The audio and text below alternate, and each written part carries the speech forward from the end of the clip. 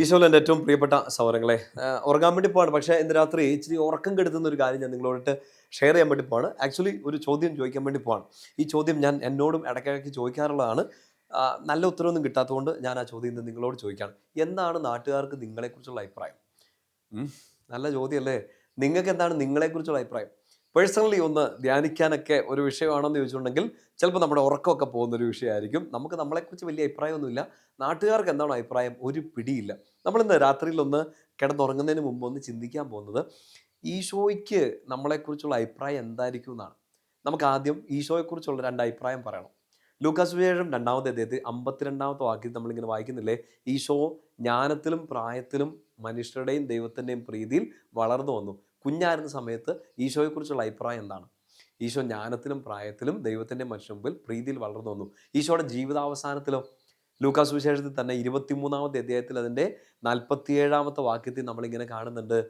ഈശോയുടെ മരണസമയത്ത് കണ്ടു നിന്നിരുന്ന ശതാധിപൻ പറഞ്ഞു, ഇവൻ സത്യമായും നീതിമാനായിരുന്നു. നോക്ക്, ഈശോയുടെ ജീവിതത്തിൻ്റെ ആരംഭത്തിൽ ഈശോയെക്കുറിച്ച് ഒരു സൂപ്പർ അഭിപ്രായമാണ്. ഈശോയുടെ മരണസമയത്തും പറയാണ് നല്ല അഭിപ്രായമാണ്. ഇനി ജീവിച്ചിരുന്ന ആ ഒരു പീരീഡ് ഉണ്ടല്ലോ, പ്രത്യേകിച്ച് പരസ്യജീവിതത്തിൻ്റെ സമയത്ത് മർക്കോസിൻ്റെ സുവിശേഷത്തിൽ 7-ാമത്തെയും 37-ാമത്തെ വാക്യത്തിൽ നമ്മളിങ്ങനെ വായിക്കുന്നുണ്ട്, അവനെല്ലാം നന്നായി ചെയ്യുന്നു. He does everything good. എല്ലാം നന്നായിട്ട് ചെയ്യുന്നു എന്ന്. നിങ്ങൾ ഇനി നിങ്ങളുടെ അഭിപ്രായം, നിങ്ങളെക്കുറിച്ചുള്ള അഭിപ്രായം ഒന്ന് ചിന്തിക്കാവോ? ഞാൻ എന്നെക്കുറിച്ചും ചിന്തിക്കാം. ചെറുപ്പത്തിൽ നിങ്ങളെക്കുറിച്ച് നാട്ടുകാരുടെ അഭിപ്രായം എന്തായിരുന്നു? അവൾ ജ്ഞാനത്തിലും പ്രായത്തിലും ദൈവത്തിൻ്റെ മനുഷ്യരുടെയും മുമ്പിൽ പ്രീതിയിൽ വളർന്നു വന്നു ആണോ? ഇപ്പം നമ്മൾ ജീവിച്ചിരിക്കുകയാണ്. ജീവിച്ചിരിക്കുമ്പോൾ നമ്മളെക്കുറിച്ചും നമുക്ക് മറ്റുള്ളവർക്ക് നമ്മളെക്കുറിച്ചുള്ള അഭിപ്രായം അവൾ എല്ലാം നന്നായി ചെയ്യുന്നു എന്നാണോ? ചിന്തിക്കേണ്ട വിഷയമാണ്. ഇങ്ങനെ രണ്ട് കാര്യവും നമ്മൾ നന്നായിട്ട് ചെയ്താൽ നമ്മുടെ മരണസമയം അതെന്താണെന്ന് നമുക്ക് അറിഞ്ഞുകൂടാ. അന്ന് കണ്ടു നിൽക്കുന്നവർ ഇങ്ങനെ പറയാൻ പറ്റണം, ഇവൾ സത്യമായും നീതിമാനായിരുന്നു, ദൈവത്തിൻ്റെ മകനായിരുന്നു, ദൈവത്തിൻ്റെ മകളായിരുന്നു. ഇതാണ് നമുക്ക് വേണ്ട ഒരു അഭിപ്രായം. നാട്ടുകാർ പലതും പറയും കേട്ടോ. ഇനിയിപ്പോൾ നിങ്ങൾ ഏറ്റവും എല്ലാം നന്നായിട്ട് ചെയ്താലും ചിലപ്പോൾ ഒരു കെറുബൊക്കെ ഉള്ളവർ, ദേഷ്യമൊക്കെ ഉള്ളവർ, അസൂയൊക്കെ ഉള്ളവർ പലതും പറഞ്ഞിരിക്കും. പക്ഷേ സ്വർഗത്തിൽ നമ്മളെക്കുറിച്ചുള്ള അഭിപ്രായം ഇതായിരിക്കണം. ഈശോയെക്കുറിച്ച് പറഞ്ഞ അഭിപ്രായം, ജ്ഞാനത്തിലും പ്രായത്തിലും ദൈവത്തിൻ്റെ മനുഷ്യരുടെ മുമ്പിൽ പ്രീതിയിൽ വളർന്നു വരുന്ന, എല്ലാം നന്നായിട്ട് ചെയ്യുന്ന നീതിമാനായ ദൈവത്തിൻ്റെ ഒരു കുഞ്ഞായിട്ട് എൻ്റെ പ്രിയപ്പെട്ട സഹോദരങ്ങളെ ഞാനും നിങ്ങളൊക്കെ ജീവിക്കണം. അതിനുള്ള ഏറ്റവും വലിയ സഹായം എന്താ? ഈശോയെ നോക്കി പഠിക്കുക. ഈശോയെ പ്രസാദിപ്പിക്കാൻ വേണ്ടി കർത്താവിന് ഇത് ഇഷ്ടപ്പെടുന്നുണ്ടോ നോക്കുക. ഇന്ന് രാവിലെ നിങ്ങളൊരു പുസ്തകം പഠിക്കാനെടുത്തു, ഇന്ന് നിങ്ങൾ ജോലിക്ക് പോയി, ഇന്ന് നിങ്ങൾ ശുശ്രൂഷയ്ക്ക് പോയി, ഇതൊക്കെ കർത്താവിന് ഇഷ്ടപ്പെട്ടോ നോക്കുക. മുമ്പേ പറഞ്ഞില്ലേ, നാട്ടുകാരുടെ അഭിപ്രായം അത് വലിയ കഥയൊന്നുമില്ല. പക്ഷേ നാട്ടുകാരുടെ അഭിപ്രായം കിട്ടാൻ വേണ്ടി നമ്മളെല്ലാം ചെയ്തിട്ടുണ്ടെങ്കിൽ മിക്കവാറും സാഡാവും, നമ്മൾ മിക്കവാറും ദുഃഖിക്കും. ഈശോയുടെ അഭിപ്രായം നമുക്കറിയണം.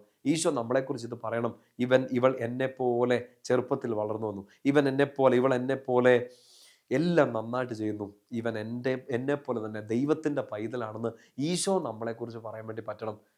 നമ്മുടെ പ്രിയപ്പെട്ട പൗലോസ്ലീഹ പറഞ്ഞൊരു കാര്യമില്ലേ, കൊളോസ്യോസ്കാർക്ക് എഴുതിയ ലേഖനത്തിൽ 3-ാമത്തെ അധ്യായം 23-ാമത്തെ വാക്യം, നമ്മൾ എന്ത് തന്നെ ചെയ്താലും മനുഷ്യരെ അല്ല ദൈവത്തെ പ്രീതിപ്പെടുത്തുന്നത് പോലെ ഏറ്റവും സൂപ്പറായിട്ടെല്ലാം ചെയ്യണം എന്നാണ് പൗലോസ്ലീഹ പറയുക. പ്രിയപ്പെട്ട സഹോദരങ്ങളെ, ലോകത്തിൻ്റെ അഭിപ്രായങ്ങളോ ലോകത്തിൻ്റെ കയ്യടികളോ ഒന്നും അല്ല നമുക്ക് വേണ്ടത്.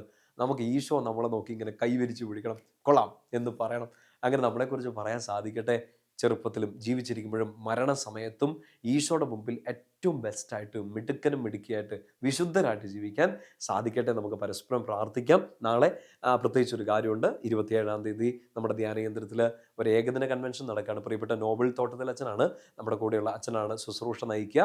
രാവിലെ 9:30 മുതൽ ഉച്ചയ്ക്ക് 1:30 വരെയാണ്. സാധിക്കുന്ന എല്ലാവരും എത്തിച്ചേരുക. ഈ ശുശ്രൂഷയ്ക്ക് വേണ്ടി നിങ്ങൾ പ്രാർത്ഥിക്കുകയും കൂടെ ചെയ്യുക. പ്രിയപ്പെട്ട നോബിൾ അച്ഛന് വേണ്ടി പ്രത്യേകമായിട്ട് നിങ്ങൾ പ്രാർത്ഥിക്കണം. എല്ലാം നന്നായിട്ട് ചെയ്യാൻ എനിക്കും നിങ്ങൾക്കും സാധിക്കട്ടെ. കർത്താവിൻ്റെ കൃപ നമ്മളെ മുന്നോട്ട് നയിക്കട്ടെ. നമ്മുടെ കർത്താവ് യേശു മിശിഹായുടെ കൃപയും പിതാവായ ദൈവത്തിൻ്റെ സ്നേഹവും പരിശുദ്ധാത്മാവിൻ്റെ സഹവാസവും നിങ്ങളെല്ലാവരോടും കൂടി ഉണ്ടായിരിക്കട്ടെ, ഇപ്പോഴും എപ്പോഴും എന്നേക്കും. ആമേൻ. ഈശോ മിശിഹായ്ക്ക് സ്തുതിയായിരിക്കട്ടെ.